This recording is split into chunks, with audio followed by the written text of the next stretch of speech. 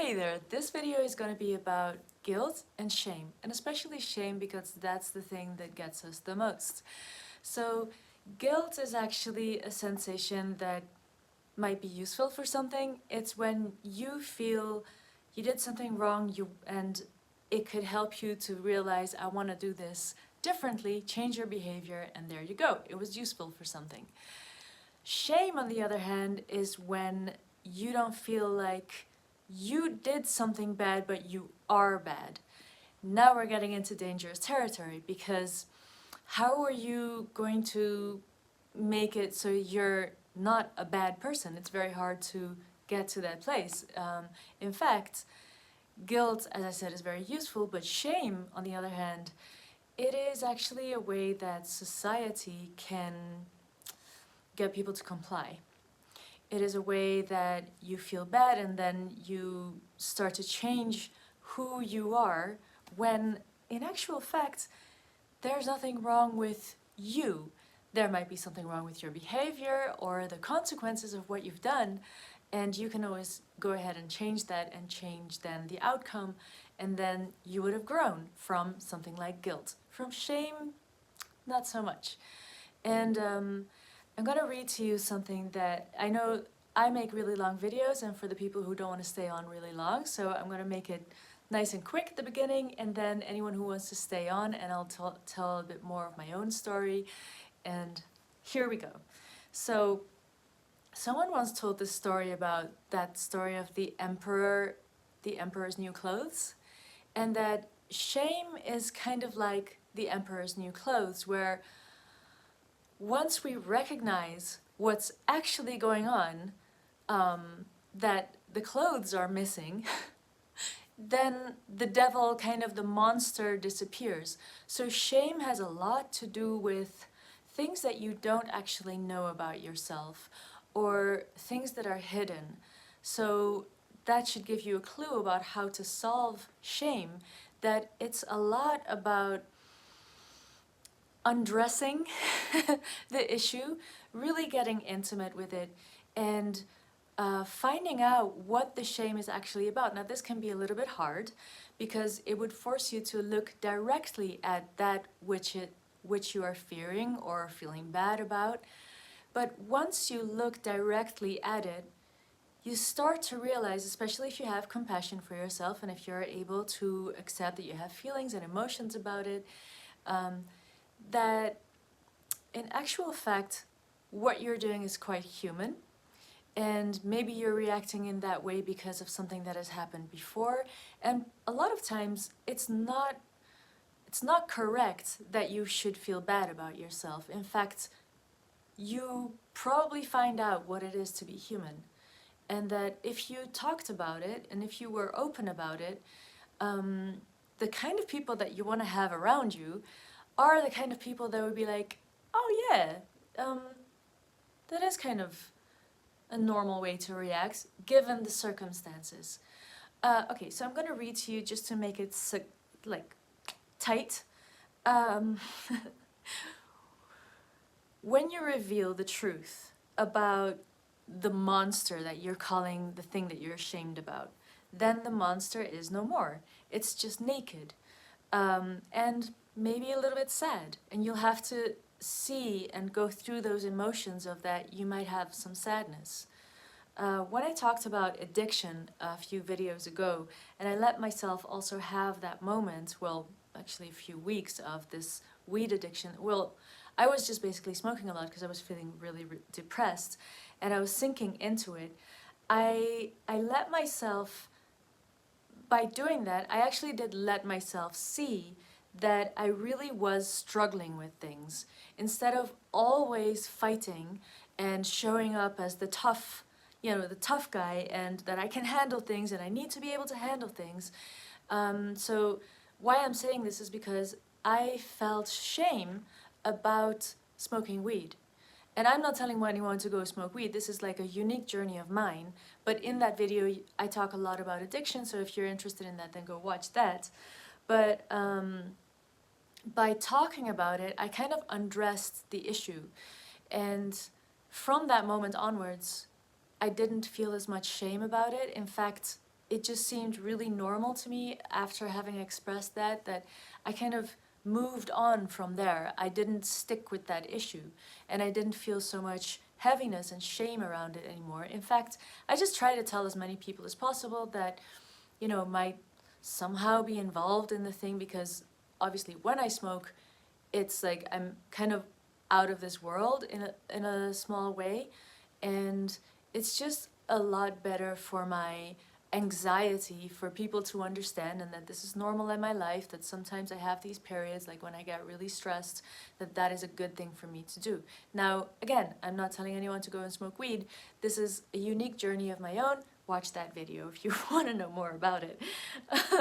But the thing is, I was really struggling with things, and it just wasn't something superficial. So by talking about it, I was starting to define what's going on. And I could have a lot more compassion with myself by being able to see more of what is going on. So that's the thing about shame. When you start to get to know what it's about, it stops being very scary, and that's a really important thing. So, let me see what I wrote. Yeah, by expressing it, I see it's real and not only a thought, and I feel less shame around it. So that's how it goes with shame.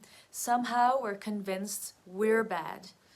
That thought keeps recurring without being checked, and it roams around like a monster until we investigate it and get real personal with it, get intimate with it. So many of the things that we are ashamed of, in my experience, they kind of creep in and they live in the shadows of our consciousness, our subconscious, let's say. So usually it does not survive when you put your light of consciousness upon it. So be prepared to let yourself feel, to embrace yourself, to gain compassion for yourself, even if only for like having the bravery to even look at it. And it will help you to also understand shame, how other people are feeling shame, and to help others as well. So in the end, it's natural to feel what you feel, and that's a reality that you live with, and letting emotions flow means the energy can actually move and change. And so this is what happened when I talked about my shame about addiction, that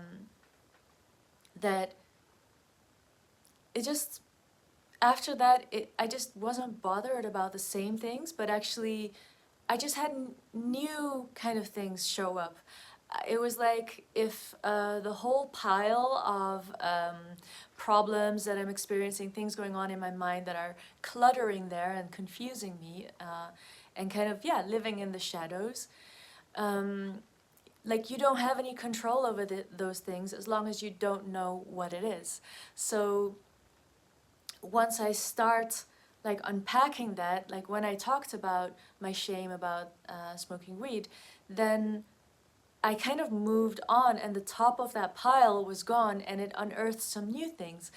And this maybe sounds like, oh my God, you're finding out problems after problems.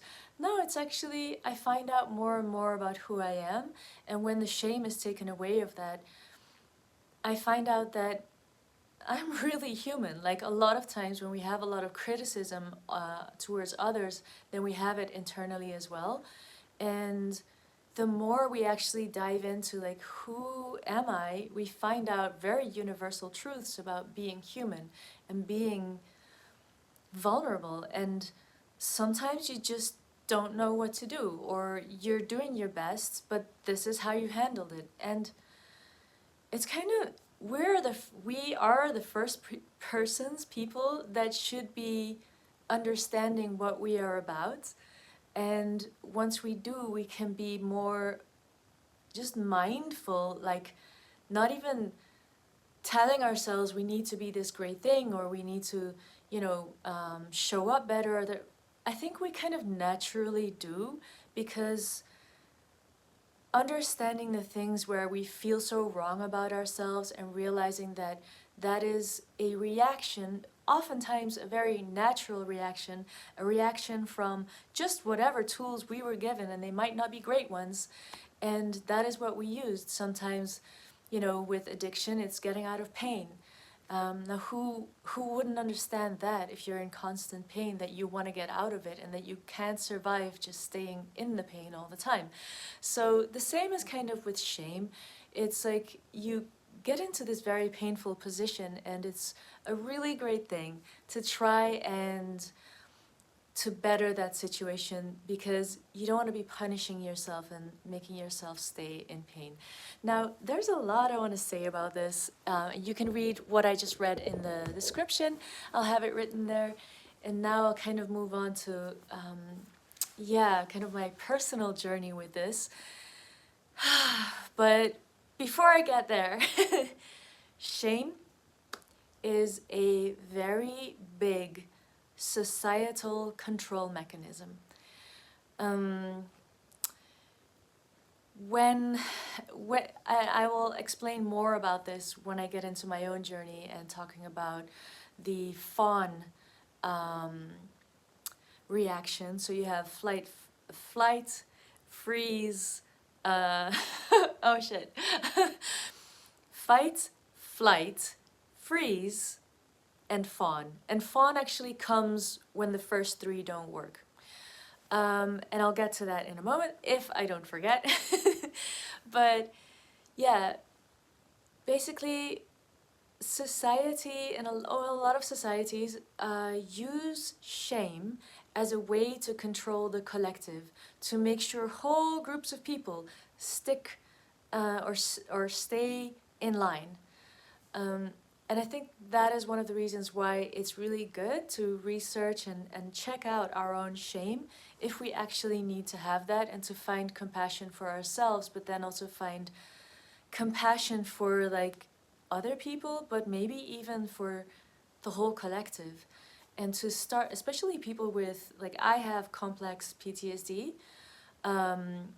from childhood, so I had a lot of trauma as I was growing up, and it has given me a unique perspective on what it is like to have the fawn reaction, which is kind of to pretend that everything's okay, and to see how that actually works on a collective level.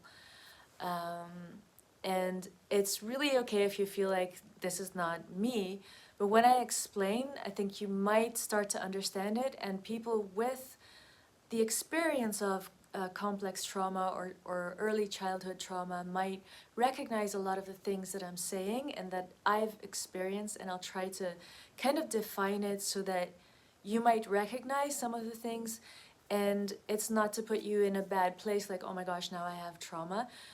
Like, yeah, it's to give you tools, it's to empower you, it's to shine some light on some dark places so that you know, wait, I can actually find out more about who I am, and you find out a lot of things about how the human psyche works. And a lot of this comes from the fact that we are mammals. We are a herd species. Our first priority is to have connection to our tribe, to our family, to the group, to the collective, to the social environment. If we don't have that, our nervous system will actually see that as death threat. Not like literal, but the nervous system will say, wait, I'm being abandoned, this is not a good thing, I will not survive. And so we have ways of dealing with that, and there are all kinds of ways that we could have trauma, and one of them could have to do with a very simple way of how our caretakers or parents or family structure didn't realize that we were feeling abandoned. Whether it was true that we were being abandoned or not, for the nervous system it really doesn't matter. And for people who have had complex trauma, there usually is a lot of abandonment issues in that. And I'm saying that also because, like, the thing with complex PTSD is that it's not just one thing, but it's a whole lot of things, which might have a lot to do with the environment where you grew up, where there's a lot of things missing, a lot of things that for healthy growth, psychological, spiritual, and emotional growth,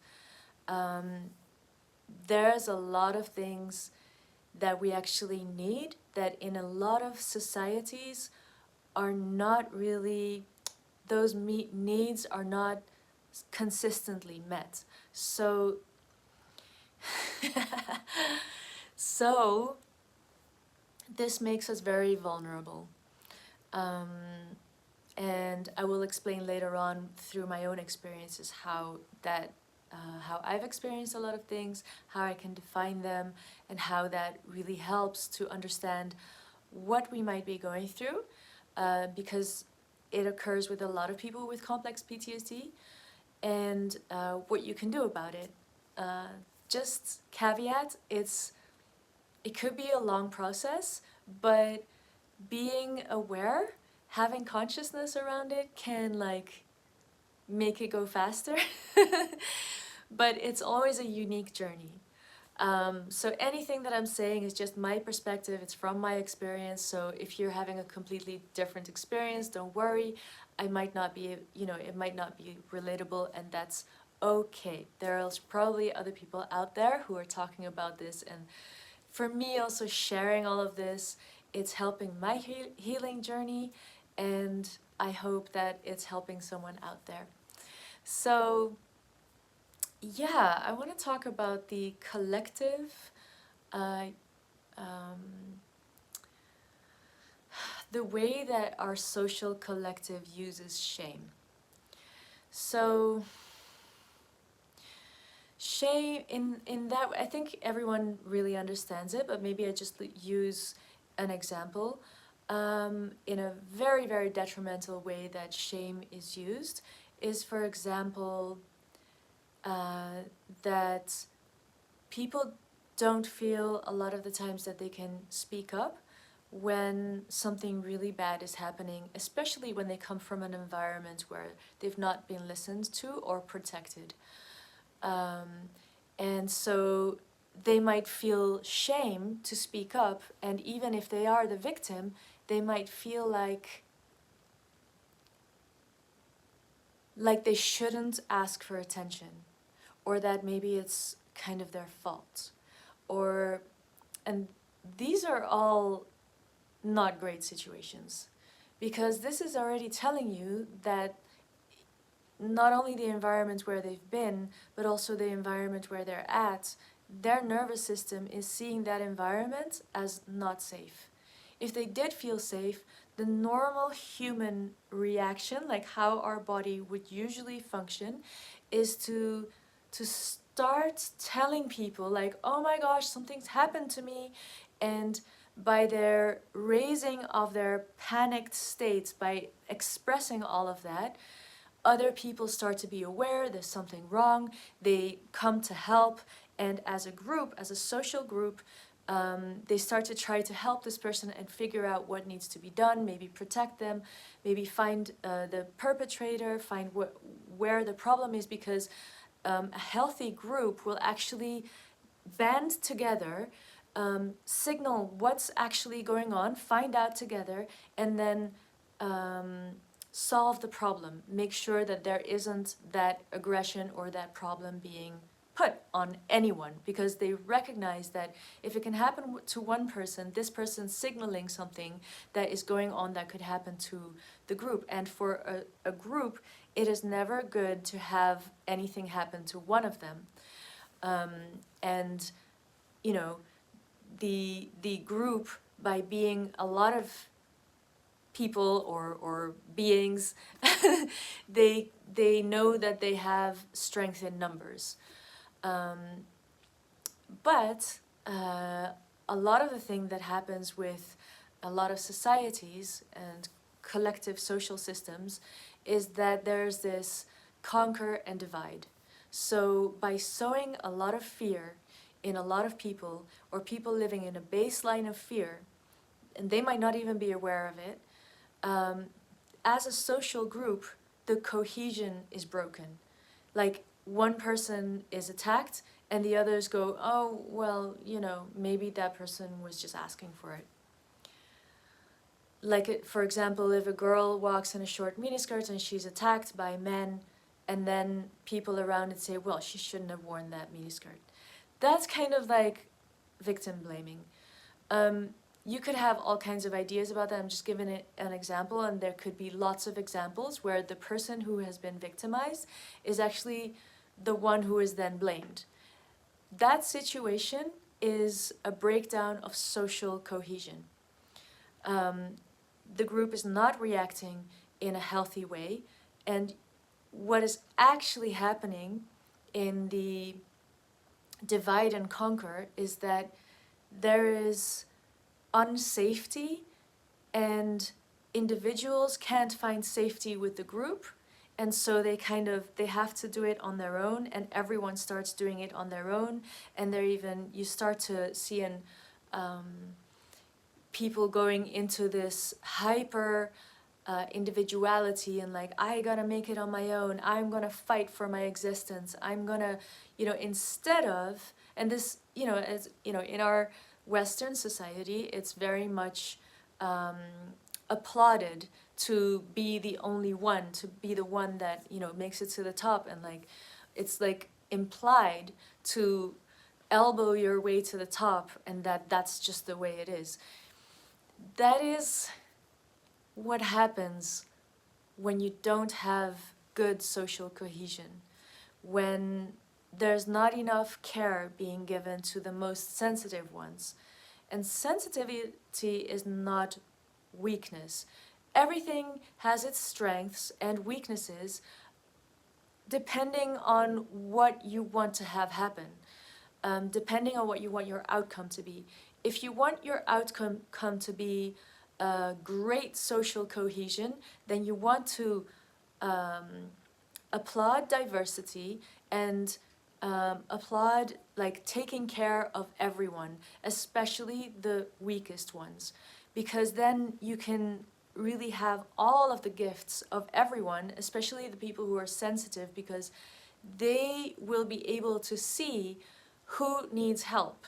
This is one of the great things about sensitivity, that people who are very sensitive and empathic are able to feel into what the whole collective needs and not what the individual needs.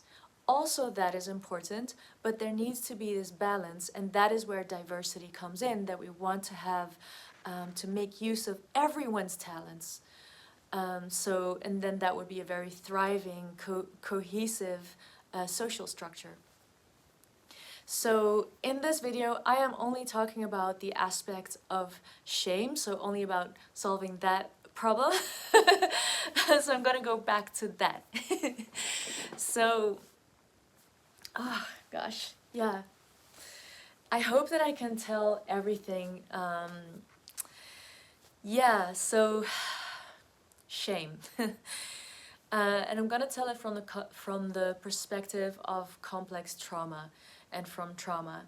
So our nervous system is basically the one that decides how we're gonna act, and when our nervous system gets triggered, depending on what state it puts us in, it will also tell us, like, it will turn on and off different senses. It will, for example, if you are in the fight or flight spectrum, then you might only be you could only maybe hear monotone sounds. You don't hear the sounds anymore from like normal conversation where you have highs and lows, pitches. You don't actually hear that anymore. Your nervous system is only scanning for danger, and that is why sometimes we misinterpret when people are well-meaning, but they might say the wrong thing, and our nervous system is interpreting that as danger, like, aha. So whenever you're going like, aha, I caught you, of course, depending on the situation, but when you're just when you're only focused on whether someone's doing you wrong, then often you're in the fight or flight spectrum, and your body is actually not really able to really comprehend what is going on. So you have fight and flight, and then you have freeze. And freeze freeze is really from the reptilian brain. It's like, so just to say from all of this, I have just studied a whole lot myself in the 25 years and even more that I've been really diving deeply into this, but I might mislabel some things.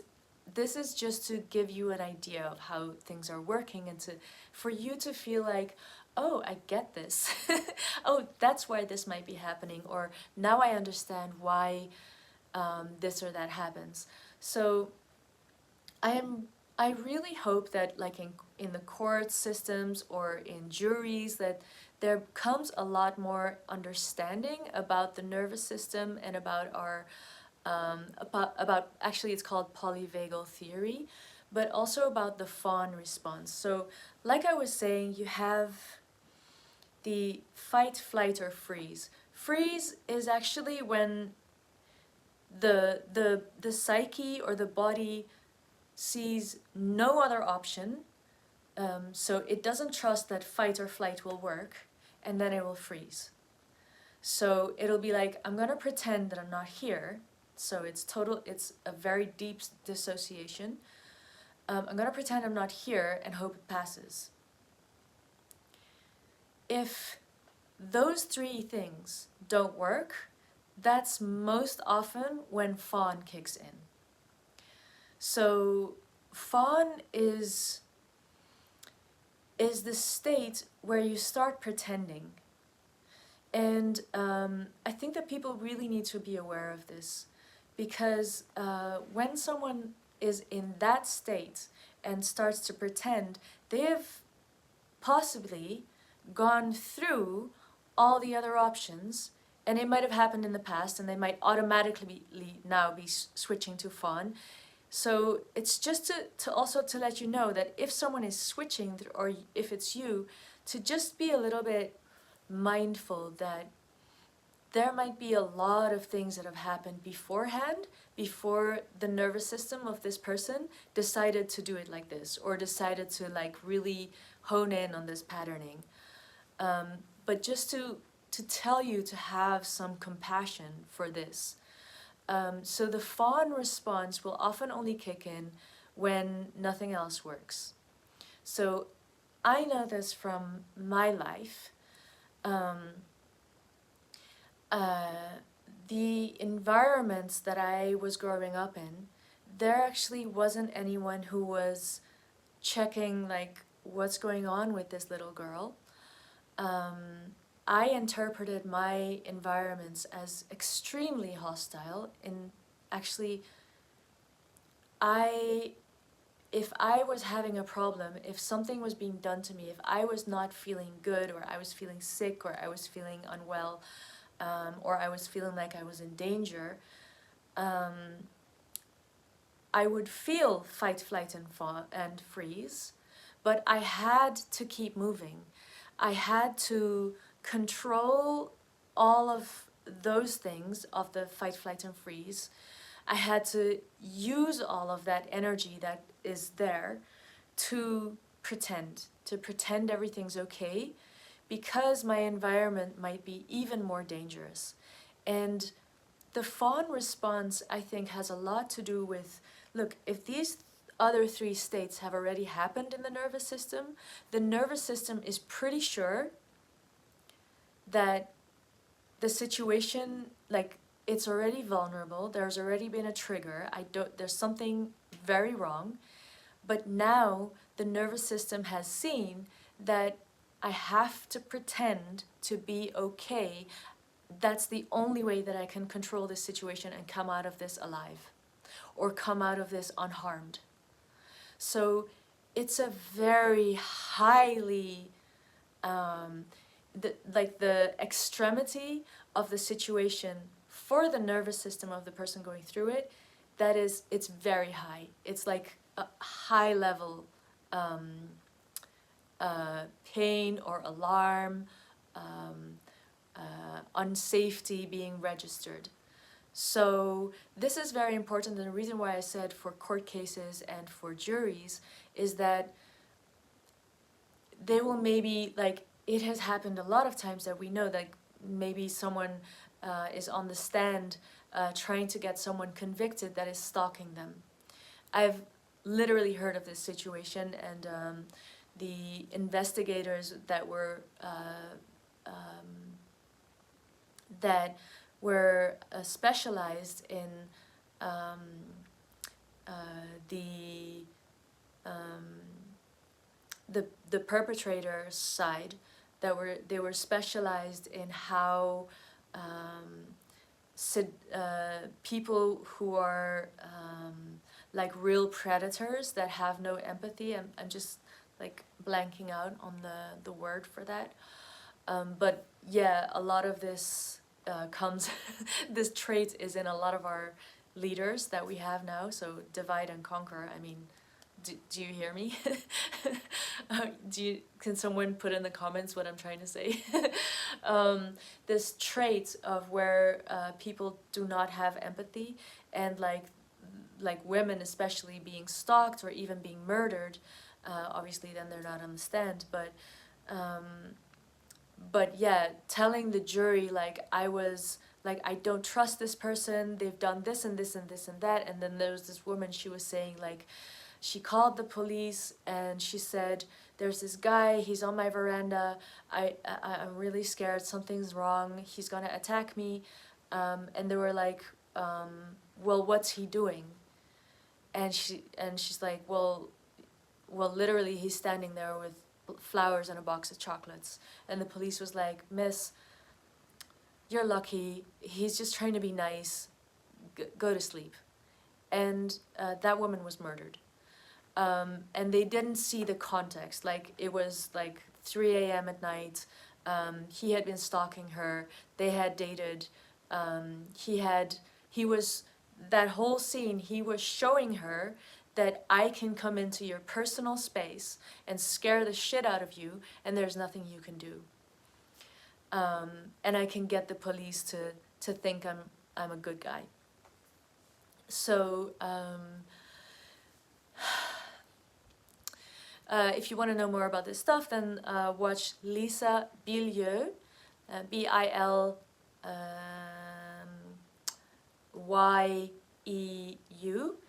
and she talked about the P. Diddy case as well, and how in a lot of court cases the jury really isn't understanding the fawn response, and how a lot of people who are victims of very hostile situations, that they start to kind of normalize, and because the psyche is actually not able to maintain a state of high alarm. It is very, very corrosive to the body to have adrenaline pumping through it the whole time. So this is where we understand a little bit more about the Stockholm Syndrome, where at a certain point, when a person has had like the extreme hostility and they're not being able to come out of this situation, the psyche will start to normalize, will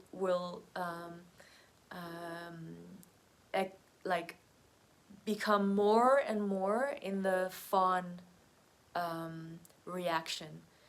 And a lot of us, going back a little bit to the theme of codependency, which I have been talking about a lot, but in the codependency you'll see a kind of normalized fawn response. So a person is maybe showing you very blatantly the kind of behavior that is not healthy for a relationship. They might be aggressive or kind of misleading, and instead of saying, whoa, I'm not having that, you can get out, or I'm leaving, instead of having that healthy response, the fawn response might be so normalized and might be so baked into the system, like when you've had hostile situations growing up and having to deal with that, then you might find yourself in a normalized fawn response where you actually don't know that you need to take action and leave or remove this person from your environment. it might trigger that I have to be nice to this person. And that is how super empathic people with a traumatic background enter into situations and just attract the most heinous people and continue to be nice to them, because they're like, they're focused on the most dangerous person in the room, and being nice to them in order to make that person feel like they're not a threat, like the person who might be attacked is not a threat. So this is how codependency really, really ramps up. I kind of got off topic, but I think it's really good to know how this would work. And there's a lot of shame that is in codependency as well, and especially when there's a automated fawn response, and especially if there has been complex trauma in early childhood where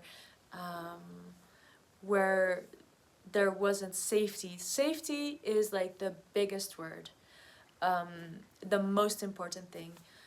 When you have shame, there often have been situations where you have not been safe, where safety has not been given to you, which is really fundamental for healthy growth. So the childhood needs to be safe, and if you haven't had that, you might find yourself in all of these kind of situations and feeling like it's very difficult to deal with things like what I've explained with codependency and things like that, and feeling shame. And usually, yeah, like I said, shame comes from someone having told you or made you feel like you have to, that you're a bad person. Excuse me.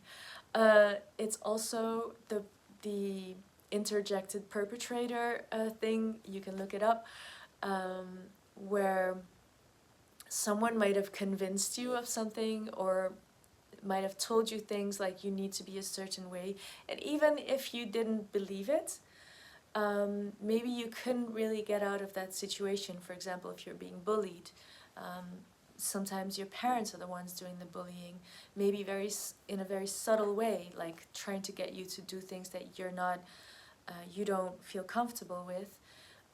So instead of having this, being in an environment where you're being given safety to learn to express yourself, what is your truth, and being given the support, to find out who you are, instead of that happening, you might have been made to feel bad about a lot of things, and that is like that mechanism to make you control yourself, so this person knows that you're always going to do the thing that they want, even though they're not around to check if you're doing that. So that is how that works on a societal scale, and how we peer pressure each other, and yeah, with our criticism. But it's also something that when we've had a lot of pain and we've not been able to get out of a situation where people are judging us in this way, the interjected perpetrator is when we take this role of the person that is hurting us and we expand it within ourselves. This is where I think most shame comes from. We start to keep ourselves in line, and we start to like criticize ourselves to keep ourselves in a certain way that will keep us from being criticized. And it might not work perfectly, but it's better than feeling that pain of being criticized like all the time. So you internalize the perpetrator, the one who is harming you, in order for you to stay a little bit safer. And if you're not out of that environment quickly enough, and or not having help to release that tension, that internalized perpetrator that is not you, then it can like become heavily part of your own pattern. And like all of these things that I'm saying, people who haven't had the most incredible childhoods will all recognize all of these things to a certain extent. Like, I've gone through them and am still going through them and healing from all of this in a very extreme way, and I will explain more about that later, about how I'm healing that. But that is why I can see also the nuances in which most people are involved. And it's like that, this is like one of the advantages, if not like sad advantages, of healing intense trauma, is that we're able to see just how deep this goes. For someone where it only goes skin deep, and then, you know, apart from that, they can have a happy life, and it just doesn't bother them that much, and they might not see why it's worth looking into these things. And if it's not a real, like, something that they're very interested in, it might never occur to them to not bully people, or to not bully themselves, or to you know, to try to heal these kind of things, not only for themselves but for a whole collective. And when you have gone through like depths of this very dark places that you've been to, and seen just how bad it can get, and where it starts, then yeah, it's like those of us who are able to heal it, and I guess that's one of the reasons why I'm talking about this, is like we just see how big of a deal this is. And yeah, we're really living in this time.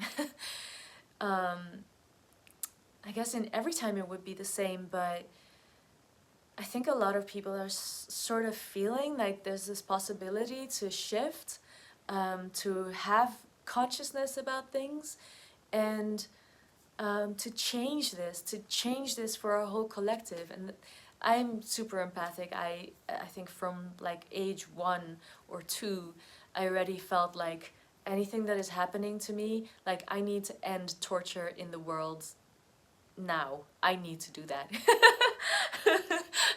Of course, the world of a 2-year-old is super small, but I had that feeling like this should not even be allowed to happen. Yeah, that was me all of my life. Yeah, so I think I should tell some of my own story with this, and yeah, that I hope you see how, yeah, maybe I should end with how this is a collective thing. So, whew, I'm getting really hot here.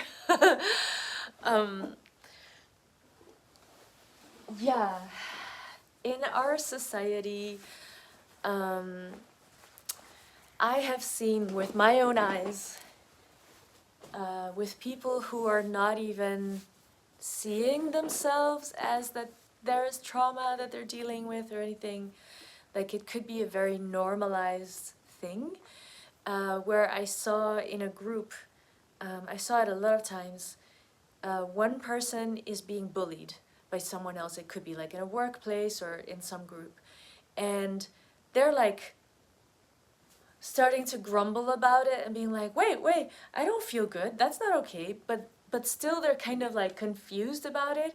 And like the group around this person, they see who's doing the bullying, they see it, but somehow they forget, and they somehow decide that they need to have a talk with this person who is being victimized. But they forget that it's this person being victimized, and they kind of focus on this person that, whoa, they're creating a lot of drama. And then they start to talk with this person and start to label them as drama. So this is often the thing that, as people who have suffered through a lot of things, that like in my life, I know this, that I have seen how people react when I tell them what has happened to me, that like until like 5 years ago, it was 9 out of 10, almost 10 out of 10 people would say to me really ugly things, like really things that you would be like, how can you even say that? They would say things like, that didn't happen to you, you wouldn't even be alive. That happens to people, I know that, but like it didn't happen to you. Or um, you're just making up stuff to make people want to listen to you. You're just needing attention from people. um, or like I just don't want to believe that that happened to you, so I think it kind of didn't happen to you. Or just a whole lot of variations that I like had to not get hysterical because like it was the first kind of times that I was opening up about what had happened, and about the violence that was done to me, or like the very hostile situations that I had to live through all of my youth.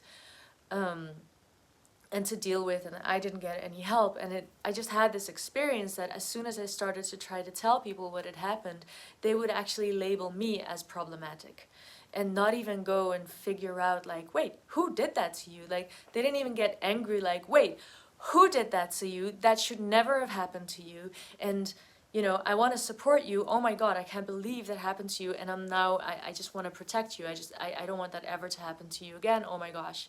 Like that would be a healthy reaction, you see. But like a lot of people will not believe it and like walk away and be like, I just can't handle this. I don't want to be part of this. I'm, you know, and I've even seen it with my friends where there were like, one of my other friends was explaining a situation that was really something that she was going through, and they were like, they just did not want that reality to be true, and so they started questioning her like, are you sure? Like, but the thing was that it was like too much for them to handle, and then it comes down to the victim actually to have to be like, shit, wrong person to tell. And sometimes it takes a super long time to find someone who is trustworthy enough to tell the story to, in order to start healing, in order to start being re-socialized, in order to start feeling like I'm okay, I'm allowed to be, to express what has happened because that's what I need for my healing, but I'm also like, it's not my fault. I don't need to be ashamed about this. It's someone did that to me. Yeah, and the situation that I was talking about, then like all of these people start labeling the person who's actually the victim as the problem. But the thing what's happening there is that they are scared to face the bully. So this is how the divide and conquer works. Everyone's kind of fearful and they attack the person who they can see is most vulnerable, and often in this kind of environment the person who is victimized is possibly, like this has been my experience, is not really conscious enough or vocal enough to say, this wasn't okay what that person did to me, and get help. And even sometimes, especially if it's women and they start to get into this warrior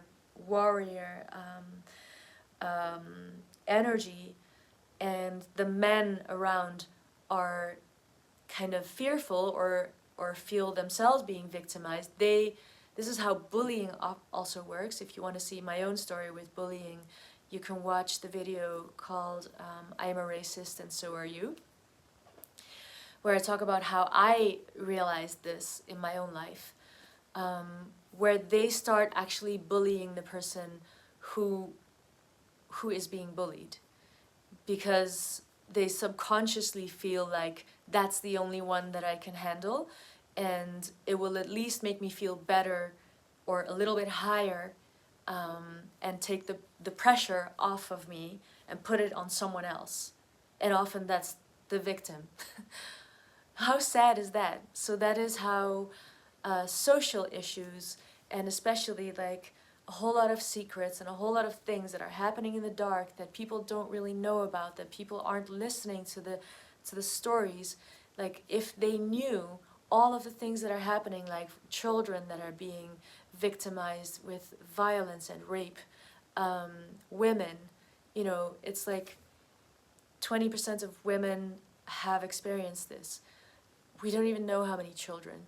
And like 20%, that is just horrendous.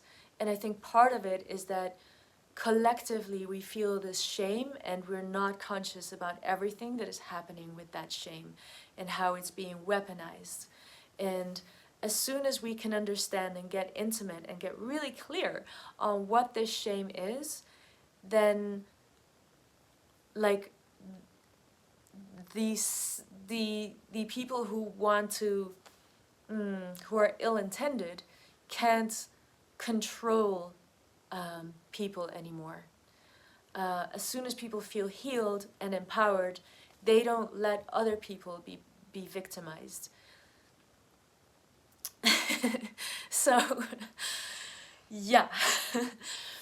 This is part of what I wanted to tell you all about shame. Like, get intimate with it, find out what it wants, how it feels, what's going on there. There's a whole lot of methods that you can do that, but yeah, get to know it.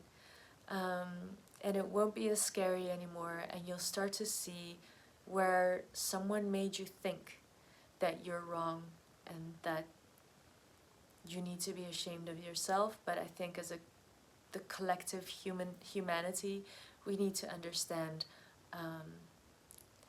how this is a control mechanism, and how we can start helping each other and being compassionate towards each other so that this does not need to happen anymore. I know it's a big thing, but one by one, yeah, we can change this. So now I want to tell you a little bit of my own journey. So a few videos ago I talked about this healing that's taking place. And it's... Oh, I have to now talk about it in a little bit more depth. And it has to do with complex PTSD, where if you read the book called The Body Keeps the Score by Bessel van der Kolk. So that book is called The Body Keeps the Score. And he explains a phenomenon that is very common among people with CPTSD or complex trauma. And it's this thing that I've been noticing, and I'm able to define it more and more. And like I was saying, the more that you can define things for yourself and kind of look at what it is, the more you can start to isolate it and see it happen without being only in it and undergoing it and only being in a reactive mode. So none of what I'm saying is to make you feel bad, like you're doing something wrong or that you're not ready yet for something or whatever. It's just to have helpful information so you can see, by realizing some of the things, it might help me. It might help you just see a little further along the path. And this is the thing about growth. You did well, you are where you are, and that's totally okay. This whole path is just about growing, sometimes a little bit, sometimes a lot. You know, we don't really always get to choose. We can try, but the one thing that we need is consciousness. It's awareness. It's seeing what's going on. It's knowing what's going on. It's starting to put the pieces together. So, yeah, it's like Bessel van der Kolk talked about this as being people who have CPTSD will often get these cascades of feeling sensations, of adrenaline maybe, of feeling this fear state that might involve feeling frozen, maybe start fawning if there's people that you need to react to. But even fawn can be an internalized position, an internalized pattern.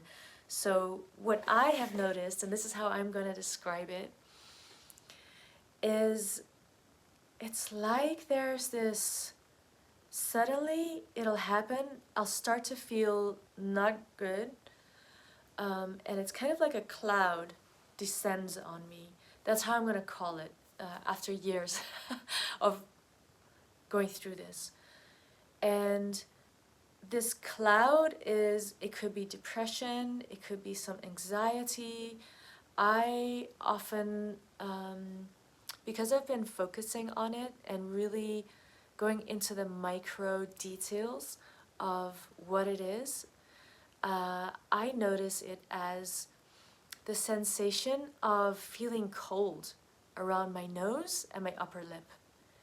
And that tells me that I'm having the sensation of, it's almost like I'm an animal and I smell something's wrong, something's off.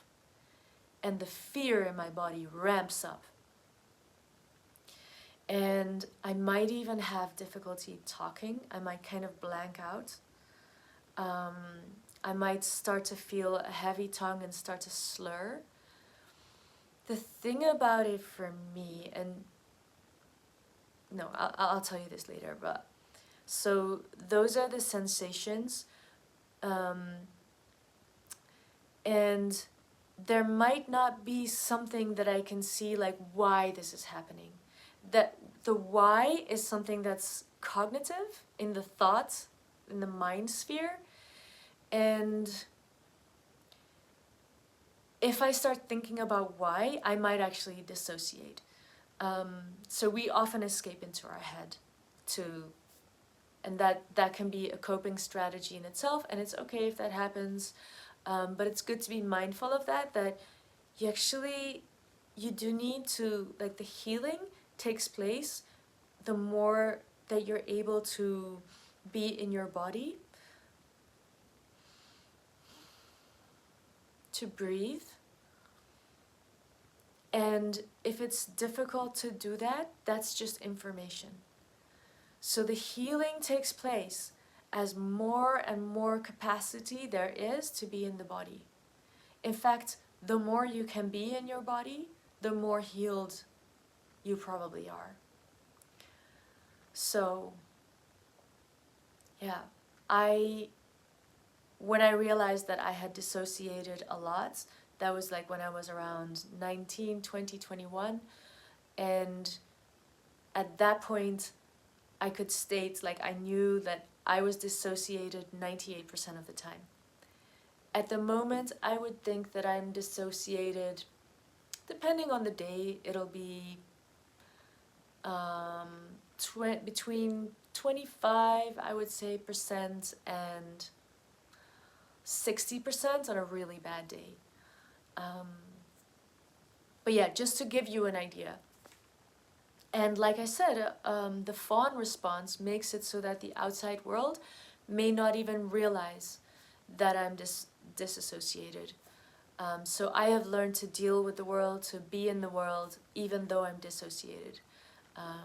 So yeah, that's a lot of people, a lot of women actually feel that. I have heard a lot of women that are like, wait, I do feel angry about something, and then I'll dissociate, and then I'll not know what to do, I'll feel confused, and then, you know, like, we all have different ways of how these things are going. And yeah, I'm just saying that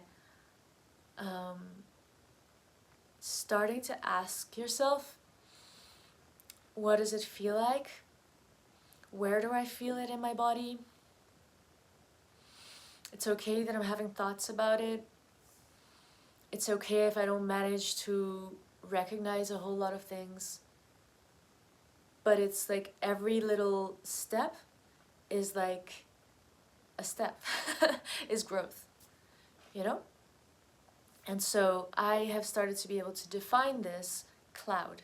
All right. And the moments when this cloud happens, like, let me define the cloud more. It's like I feel a lot of fear, I feel anxiety, I might start to freeze. I can feel sometimes like a lot of adrenaline going through my body. I can feel a lot of illness after that because of how very intense that is for the body to feel that much fear. And at this moment, and in the last videos I've talked about this, that I'm starting to feel a lot of healing around that. And for me, it's been already healing that I can define that I'm in that cloud. It's just kind of descended on me. In the past, it would be, and when I'm having a really bad day, it's like multiple clouds, like just oh, it's there. And in those moments, it's very hard for me to navigate, to have thoughts that are helpful. It's not always helpful to try and get out of it, because that would mean I might have to dissociate to get out of it, meaning I'm just moving to that situation to the future. It'll have to come again in order to be healed. It's not every moment is the right moment for healing. So yesterday, this happened yesterday. I was gonna go to the gym, and it was in the morning, and I was like doing all of the different things, like eating my breakfast, doing this thing, getting whatever things, and then I knew that I had to go and get dressed, and suddenly I felt this fear come over me, and I had to get my inner parents. I'm working on, my inner parents are really growing up, because I didn't have very good examples. So this inner parents that I'm growing is like, okay, Joni, I'm gonna take you by the hand. Everything's okay. It's all right that this happened. It's okay that you're feeling frozen, and I'm gonna take you by the hand, and I'm gonna take you to upstairs where we're gonna get dressed, and it's okay that it's slow, because that allows me to stay in my body. And in the past, I would be very critical about myself, that I'm being such a slow coach and no one's gonna wait for me, and that's the whole thing with trauma. And I just stopped criticizing myself. I've learned through practicing to just be a little bit easier on myself and find out ways that I can be easier towards myself. Yeah, I got dressed, and I managed to go to the gym. And but for me, it happens a lot. I know that I can get triggered by just knowing that I need to leave the house. Like, realizing that I'm gonna step out of the house, feeling like, am I gonna forget something? Like, like, I don't literally hear this voice anymore, but it was very ramped up. Like, it would be something screaming at me, like, you bitch, you're gonna forget everything, you're gonna forget your keys. I'm like, oh my god, if I got into the car and I had forgotten my keys, that would be like, the trigger would get worse. And like, by the time I'm actually leaving, it could be like even putting on my coat and thinking about leaving the house could be like the trigger. And sometimes, yeah, I would forget many things because I would keep getting this trigger, and I would have to like just sit in the car and cry because I just couldn't, it was just too much. And I think I'm also expressing all of this, because I am also healing from shame. It's very hard for me to tell people in my life, like people that I meet or people that I know, that I have this thing where I get triggered, and then it's like a cloud, and then I have fear reactions. And I'm very used to fawning. I'm very used to making sure other people feel okay, because that was the way that I was controlling my environment so that I felt safe. But then after that, like in my last long-term relationship, I was 6 years with my ex-partner, And yeah, I'll tell you a little bit about that because it's kind of interesting. It's how I started to release the fawn response. In that relationship, because the fawn response has so much to do with repressing everything that is making my nervous system very fearful, and pretending kind of that was pretty much my life. Like I said, 98% dissociated meant that 98% of the time I was in fawn response. And it was like I started to feel safe enough with my partner to allow myself to go into the zones of freeze, and fight or flight was still too hard, but I went a lot into freeze. And I started to express what my body actually felt like. I think I talked about it in the last video, also about like how I would allow my body to like, how do you want to express the feeling? And when it got out of freeze, it would go into convulsions. Like it was so bad, like tears, I felt, I don't know if it was true, but like it felt like so much pressure in my head, and like the tears just needed to sprout like showers out of my eyes. I was so stressed. But any moment that I started to feel unsafe, like that, I was out of it. Like I could snap myself out of it, but remember, coming out of it was actually back into fawn response. It was actually dissociating again. So actually, yeah, it just started to be really healing, because I started to realize like I cannot be around people that force me to go back into fawn response. That's like a big deal about stopping codependent pattern. Realizing if an environment is trying to get you to act normal, which is the fawn response, and if you don't actually feel okay, then yeah, you need to start prioritizing having people around you that care about what you're actually going through. And yeah, I don't know if I don't think I have to say anything more about that. But this small incremental healing that's actually been really deep has allowed me to more clearly delineate when I'm in this cloud situation.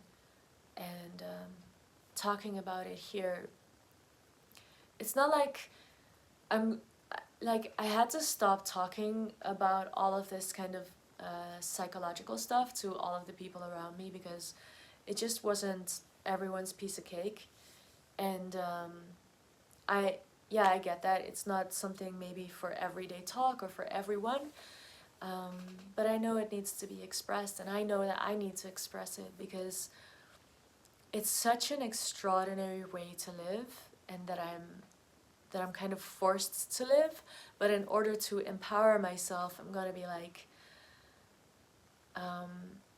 even though it feels like such a big challenge, I gotta make it mine. I gotta say that, this is just it. This is how life is flowing for me. That I have to face these things, like sometimes every day, sometimes not. It's made me honestly think about also the living in a camper, wondering how that would be, dealing with these kinds of things.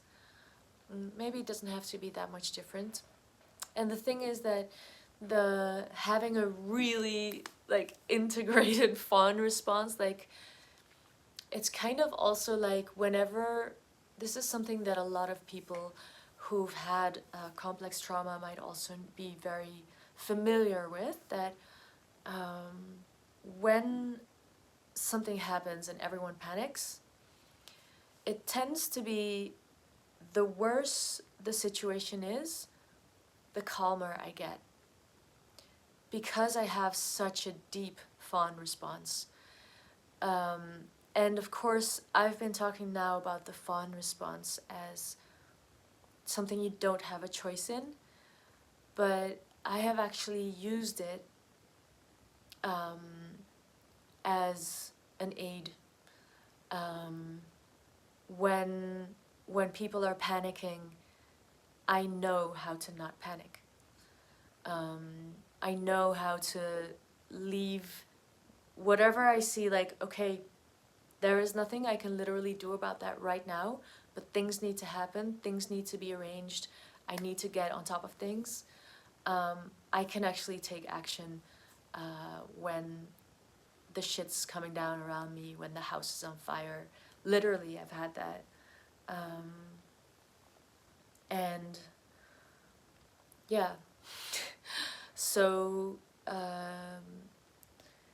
there's things that you can learn from very dire situations, and in a way I feel like the things that are going on in the world, it's like I have to say it here, because I could almost feel ashamed of the moments when I see the shit going down and I am able to just go, well, I can't do anything about that, but I am gonna keep focused on what I can do, and to not be ashamed of that, because I know that is the thing that will work. There will have to be level-headed people and people that are keeping their cool, especially the ones who are even like able to still, like, the thing that is how you know that you are healed or healing in deep ways is when you're able to switch between different states almost fluidly. And the better you get at switching between states,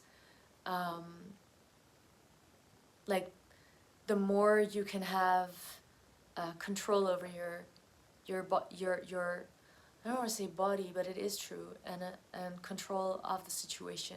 You have choices, and you want to make wise choices. Obviously, you want to keep healing when triggers come up, and find good moments to heal them. But if you're not able to yet, and if you just get triggered and it just overwhelms you, then that's the reality. And that also still happens to me. Like, when I smoke joints like for weeks on end, that is that situation. And it does keep being a challenge, but there's so much, like, Kaya Ra from the Sophia Code calls that soul power. Like, it's even like our soul came into this life to do the most and deepest epic work. like go through the worst things in order to grow the kind of musculature that is needed in this world right now to really make that incredible shift, where perhaps we are, even if, there might be a lot of spiritual people looking at this, like, in spiritual world there's a lot of people that are just kind of dissociating and trying to avoid seeing how much suffering there is, and being like, trying to live in some kind of narcissistic bubble in which their spirituality is just roses and perfumes and butterflies and unicorns. And even though all those things are the most magical things, like, if that is not in balance with the reality of the depth of suffering, then it's just dissociative. And it is those of us who are doing actual healing and we might also be dissociating sometimes, but it's like our humanity that is saying, like, all of it is up there in the mix and we're just navigating all of it. So that's what I want to say about shame.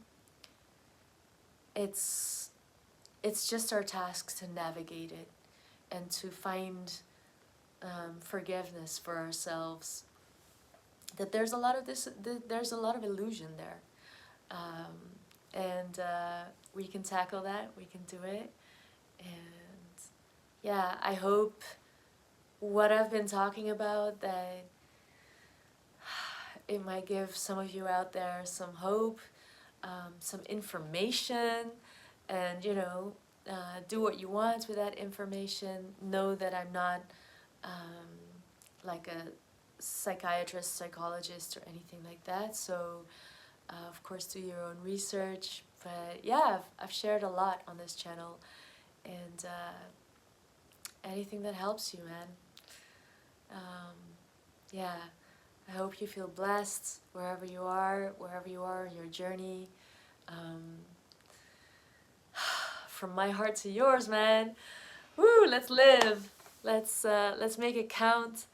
Let's not abandon ourselves. Let's really be grateful for ourselves and all that we have lived through, and all that our hearts is hoping for in this life. Like, we're doing it.